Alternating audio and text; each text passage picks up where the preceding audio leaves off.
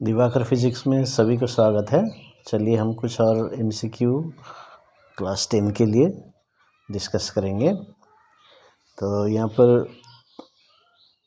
पहला क्वेश्चन है, the position of centre of gravity changes when the body is deformed.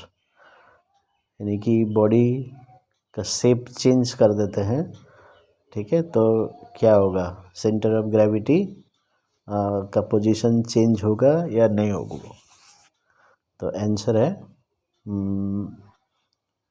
सही है, ये चेंज होगा, ट्रू है, ठीक है, क्योंकि position of centre of gravity depends on मास के ऊपर डिपेंड करेगा। जहाँ जिधर ज़्यादा मास डिस्ट्रीब्यूशन होगा उधर सेंटर ऑफ ग्रेविटी का पोजीशन होता है। तो जब हम डिफॉर्म करते हैं तो मास डिस्ट्रीब्यूशन चेंज हो जाता है, तो इसलिए ये चेंज होगा, इसलिए ये ट्रू होगा, ठीक है।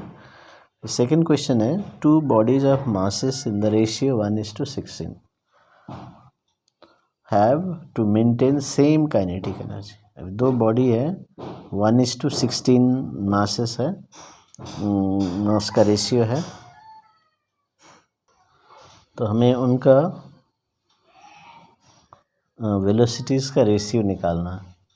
तो मासेस दिए हुए हैं, रेशियो, काइनेटिक एनर्जी सेम है, तो मास का रेशियो दिया है और काइनेटिक एनर्जी सेम है, तो हमें वेलोसिटी निकालना है, ठीक है।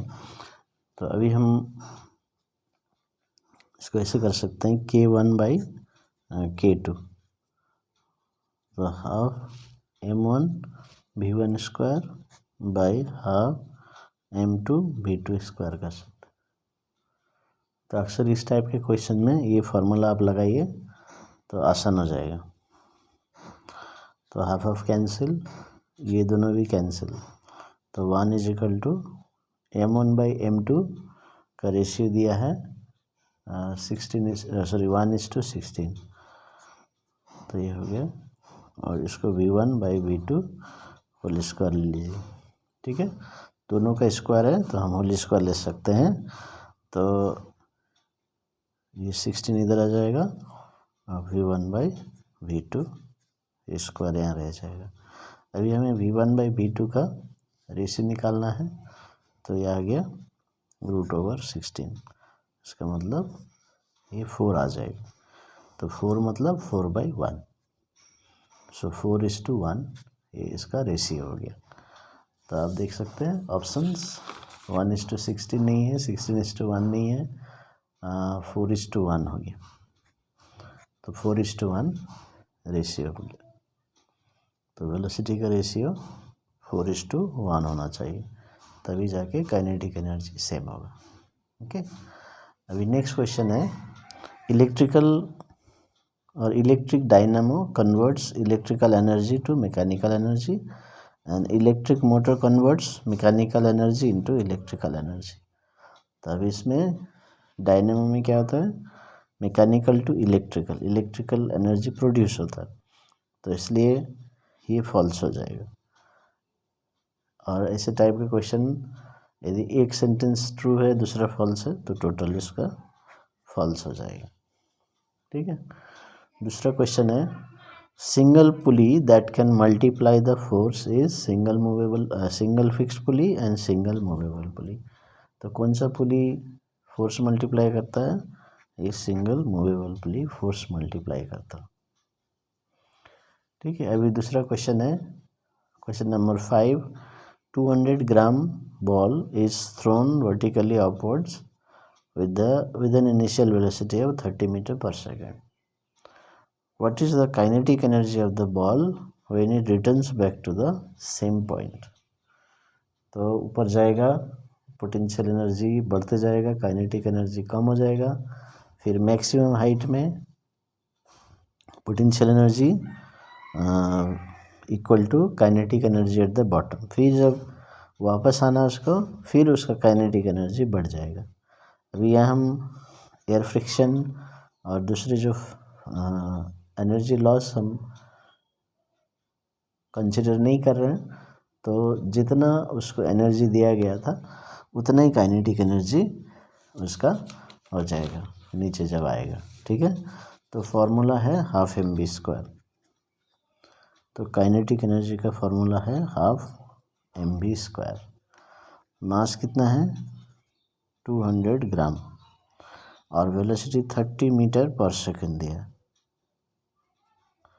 देखिए तब ये मीटर पर सेकंड में है तो इसको ग्राम में दिया है तो इसको केजी में करना चाहिए। ऐसा यूनिट में सॉल्व करेंगे। सो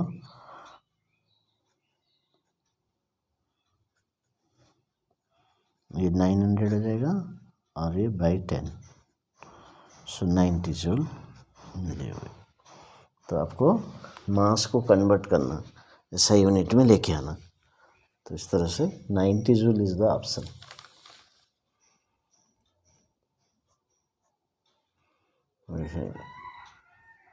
आगे बढ़ेंगे। Potential energy and kinetic energy of a body separately remain constant in an oscillating pendulum. तो ऑसिलेटिंग जो बॉब है उसका पोटेंशियल एनर्जी और kinetic energy separately remains constant बोला है। तो सेपरेटली कांस्टेंट नहीं होता है क्योंकि पोटेंशियल एनर्जी बढ़ता है फिर कम होता है। ये मैक्सिमम हाइट में पोटेंशियल एनर्जी होता है, फिर यहाँ आकर के पोटेंशियल एनर्जी 0 हो जाता है। तो ये कांस्टेंट नहीं रहेगा। Total energy remains constant but potential energy and kinetic energy separately they don't remain constant. तो इसका आंसर हो जाएगा फॉल्स। तो सेपरेटली कांस्टेंट नहीं होगा। Total energy remains constant but potential energy and kinetic energy are changing continuously. Okay, next question है a body can never possess any energy without velocity. तो true है फॉल्स है। तो ये फॉल्स हो जाएगा क्योंकि even if body is at rest और it doesn't have any velocity the potential energy is there. तो हम बोल सकते हैं जैसे book kept on the table, so it is at some height, so it is at rest, it doesn't have any velocity but it still possesses energy. So we can say even without velocity body can possess energy. तो ये answer false आ गया।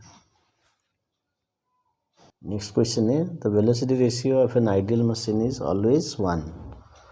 तो velocity ratio of ideal machine ज़रूरी नहीं कि 1 हो, ज़्यादा भी हो सकता है कम भी हो सकता है। एफिशिएंसी 1 होता है, इसलिए एफिशिएंसी 1 होगा बट वेलोसिटी रेशियो में बी डिफरेंट। तो answer is false. Next question, in a single movable pulley the load point is displaced more than the effort point. तो जहाँ एफर्ट लगाते हैं वो ज़्यादा मूव करता है, सॉरी लोड ज़्यादा मूव करता है एफर्ट पॉइंट से, ऐसा बताया। तो ट्रू है या फॉल्स है। तो सिंगल मूवेबल पुली में वेलोसिटी रेशियो मोर देन 1 होता है ना, 2 होता है इसमें, तो हम मोर देन 1 लेके करेंगे। अभी we are is D E by D L is greater than 1, so D E is greater than D L. तो हम देख सकते हैं कि distance of the effort is more than the load, so effort point moves more than load. तो answer is false. इससे बताया load point is displaced more than the effort point, so this is false. Next question में जाते हैं। If 1492 joule of work is done by a body in 2 seconds it's power is, तो ये power का question है। तो power is equal to क्या होता है work done by time. Work done दिया है 1492 ऐसा यूनिट में दिया है और इसमें 2 सेकेंड्स, ये भी ऐसा यूनिट है। सो 746 वाट आ गया। ठीक है, अभी 746 आ गया तो क्या है ये 746 हॉर्स पावर है नहीं, तो ये वाट में आएगा। ठीक है, अब watt 1 horse power is equal to 746 watt होता है। इसको यदि हम 746 से डिवाइड करेंगे तो हॉर्स पावर में आएगा, यानी कि जो भी पावर वाट में आ रहा है उसको 746 से डिवाइड कर दीजिए तो वो हॉर्स पावर में आएगा। तो अभी इसको 746 से डिवाइड कर रहे हैं तो 1 आ जाएगा, तो आंसर है 1 हॉर्स पावर। ठीक है, तो इस तरह से यूनिट बेस्ड, जैसे यहाँ पर जूल सेकंड दिया है और इधर हॉर्स पावर में दिया है, तो इसका मतलब आपको पहले वाट में निकाल के हॉर्स पावर में कन्वर्ट करना है। उसके बाद अभी आप ये नहीं सोचना कि 746 आया है तो पहला ऑप्शन राइट है, तो यूनिट भी चेक करना है। इसमें आया वाट, इसमें आया हॉर्स पावर दिया है, तो ये आंसर नहीं है। ठीक है, तो ये है आंसर। तो इस ऐसे टाइप के क्वेश्चन में केयरफुली करना है। Next, when a force acting on a body is perpendicular to its velocity, the body may undergo circular motion। तो ये ट्रू है, क्योंकि वेलोसिटी और डिस्प्लेसमेंट और वेलोसिटी और फोर्स परपेंडिकुलर होता है ना। सर्कुलर मोशन में वेलोसिटी टेंजेंशियल होगा और फोर्स टुवर्ड्स द सेंटर, तो ये वेलोसिटी ये फोर्स, तो सर्कुलर मोशन होगा, तो ये हो गया ट्रू। नेक्स्ट है, a body of mass 10 kg is taken from a height 5 meter to 12 meter, the change in the potential energy is, अभी इसको हाइट बढ़ाया गया है तो कितना पोटेंशियल एनर्जी चेंज होगा। तो पोटेंशियल एनर्जी का फॉर्मूला है mgh, और यहाँ पर चेंज है, ठीक है, mgh2 माइनस mgh1, तो mg कॉमन ले लीजिए, ये चेंज इन पोटेंशियल होगी। तो फार्मूला लगाते हैं 10 kg, जी का वैल्यू 10 दिया और हाइट कहाँ ले गए 5 to 12, तो 12 माइनस 5 इज द चेंज, तो 700 जूल एनर्जी चेंज हो गया, तो 700 is the change in energy. और यदि ऐसे प्रॉब्लम होता है तो आप पहले 5 मीटर हाइट का पोटेंशियल एनर्जी निकाल लीजिए, फिर 12 मीटर का पोटेंशियल एनर्जी निकाल लीजिए, फिर माइनस कर दीजिए, क्योंकि ये चाहिए चेंज, दो पोजीशन में दो पोटेंशियल एनर्जी, उसका चेंज चाहिए। Next, a system of couple is very effective way of imparting translational motion, linear motion, rotational motion, curvilinear motion. तो कपल का इफेक्ट क्या होता है, रोटेशनल इफेक्ट, तो ये rotational effect is the answer. In uniform circular motion, speed is variable and velocity is constant। तो इसका opposite होता है, speed is constant, velocity is variable. Due to the change in direction in circular motion, velocity changes, so answer false हो जाएगा।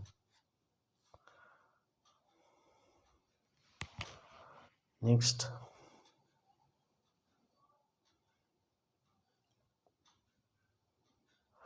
the clockwise movement of weight of particles about the center of gravity of a body is 0। True और false, तो ये false होगा, क्योंकि आप देखिए यहाँ पर खाली क्लॉकवाइज मूवमेंट होगा। ठीक है, तो जैसे एक बॉडी होता है तो ये सेंटर ऑफ ग्रेविटी यहाँ से एक्सेस लेंगे, तो इधर जितने पार्टिकल्स हैं इसका जो वेट है ना, ये वेट है क्लॉकवाइज मूवमेंट प्रोड्यूस करेगा और इधर वाले एंटी क्लॉकवाइज करेंगे, तो दोनों इक्वल होते हैं, तो उसको बोलते हैं centre of gravity.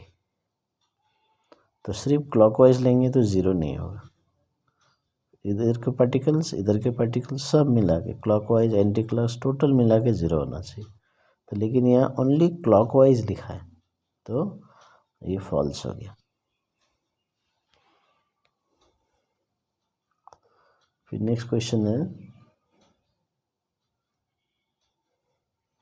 1 newton metre is equivalent to 10 to the power 5 kg meter per second square, 10 to the power 5 gram centimeter per second square, and 10 to the power 7 gram centimeter square per second square, और 10 to the power 5 dyne centimetre, ये option है। तो 1 newton metre कितना होता है, हमने देखा था 1 न्यूटन मीटर इज